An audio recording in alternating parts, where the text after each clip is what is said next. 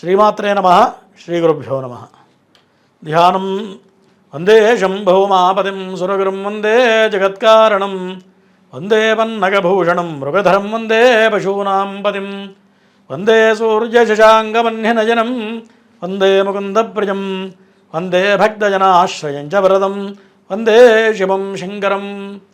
ముందుగా 2025 మార్చి నెలలో జరగబోయేటువంటి మేషరాశి నుండి మీనరాశి వరకు మాస ఫలితాలు ఇప్పుడు చెప్పుకోబోతున్నాం. ముందుగా మేషరాశి. ఈ మేషరాశి వారికి ప్రధానంగా రవిగ్రహం ఏకాదశి స్థానంలోకి రావడం వలన మరి గత మాసంలో ఎవరైతే ఇబ్బందులు పడ్డారో గత 2 మాసాలలో మరి పిల్లలతో చాలా ఇబ్బందులు పడి ఉంటారు. మరి ఫైనాన్షియల్గా రకరకాల ఇబ్బందులు వచ్చి ఉంటాయి.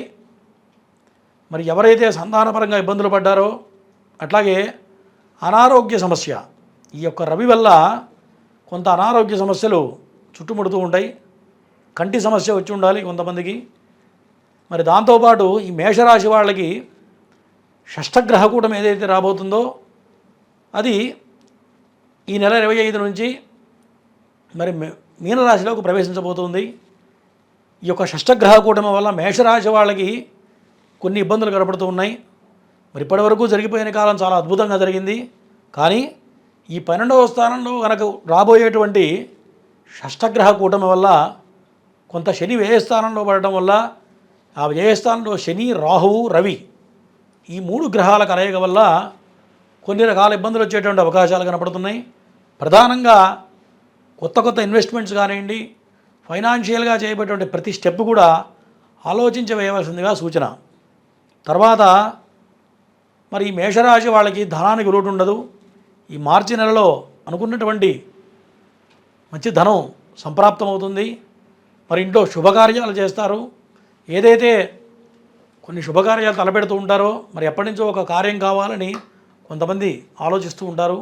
ఈ మేషరాశి వారు ఎవరైతే శుభకార్యం కావాలి, ఒక పెళ్ళో ఇంకోటి ఏదన్నా కార్యక్రమం చేయాలనుకుంటూ ఉంటారో వాళ్ళకి ఈ మార్చి నెల చాలా అనుకూలంగా ఉందని చెప్పవచ్చు.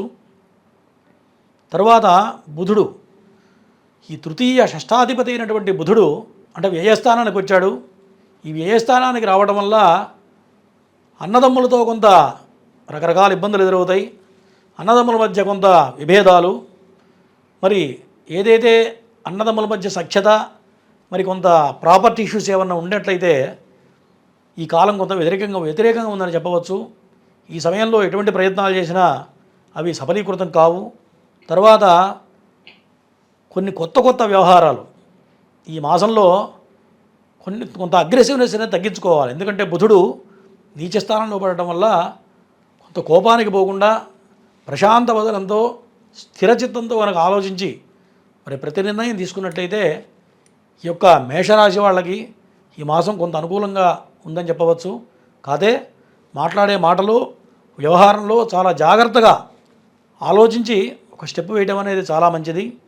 తర్వాత చంద్రుడు, ఈ చంద్రుడు కూడా షష్ఠగ్రహ కూటమిలో కలవడం వల్ల కొంత కుటుంబపరమైన చికాకులు, కుటుంబంలో లేనిపోని కలతలు రావడం.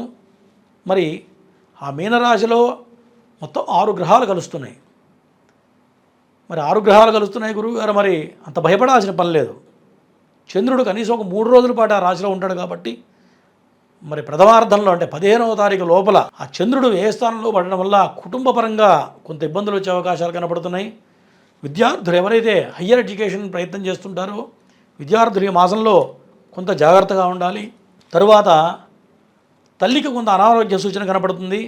మరి మేషరాశిలో ఉన్నటువంటి ఎవరైతే జన్మించారో వాళ్ళ తల్లికి కొంత అనారోగ్య సూచనలు, మరి జలుబు, ఇటువంటి నెమ్ముపరమైనటువంటి సమస్యలు, స్కిన్ ప్రాబ్లమ్స్ వచ్చే అవకాశాలు కూడా ఈ మేషరాశి వాళ్ళు కనపడుతున్నాయి. కాబట్టి ఈ మార్చి నెలలో ఈ రకమైన జాగ్రత్తలు తీసుకోవాలి. ప్రతి సోమవారం కూడా కొంత సోమవార నియమాలు పాటించినట్లయితే ఈ అనారోగ్య సమస్యలు తగ్గడానికి చాలా అవకాశం ఉంటుంది. తరువాత కుజుడు, ఈ కుజగ్రహం పోయిన మాసం వరకు కుజుడు స్తంభించాడు.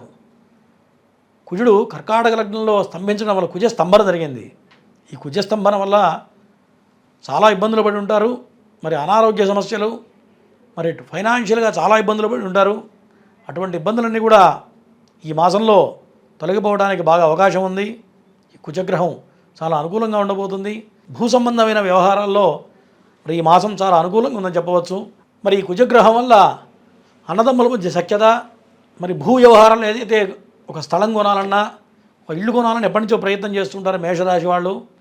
మరి ఈ మాసంలో ఏదన్నా సొంత ప్రాపర్టీ కొనాలనుకున్నా, స్వగృహ ప్రాప్తి చూడాలనుకున్నా కూడా ఈ సమయం అనుకూలంగా ఉంది. గట్టి ప్రయత్నం చేస్తే ఖచ్చితంగా అనుకూలమైన ప్రయత్నం ఫలిస్తుంది. తరువాత శని భగవానుడు, ఈ రాశి వాళ్ళకి శని దశమంలో ఉన్నాడు.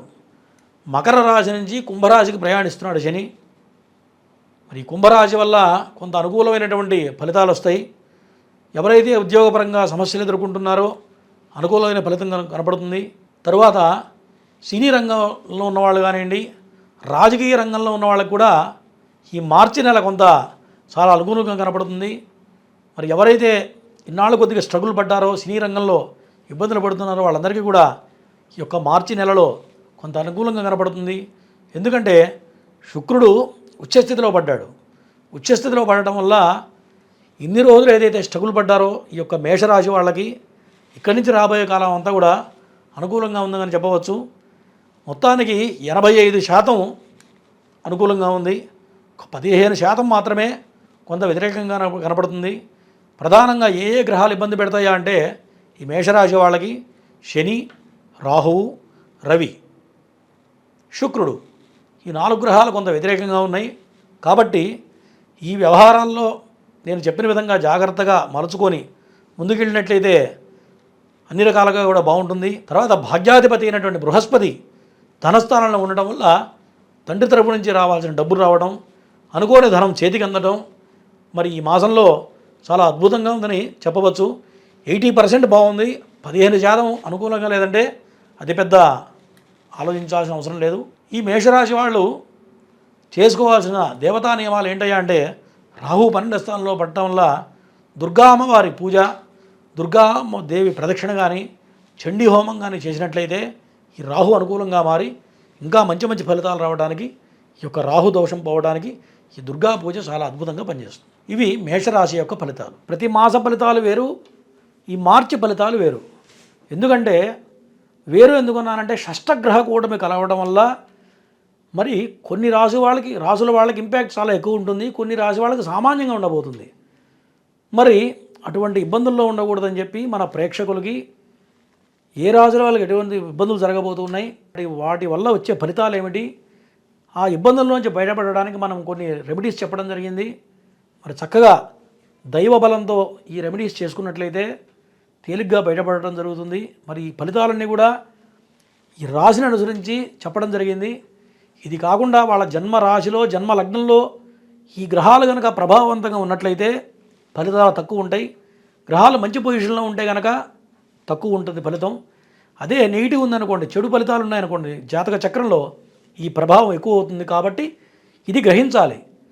చెప్పింది యాజ్ ఇట్ ఈజ్గా జరుగుతుందని చెప్పడానికి వెళ్ళలేదు. వాళ్ళ జన్మ జాతకం ప్రకారమే మరి 100% జరుగుతాయి. కాబట్టి ఆ రెండు కూడా చూసుకున్నప్పుడే కరెక్ట్ మార్గం అనేది చెప్పగలుగుతాం.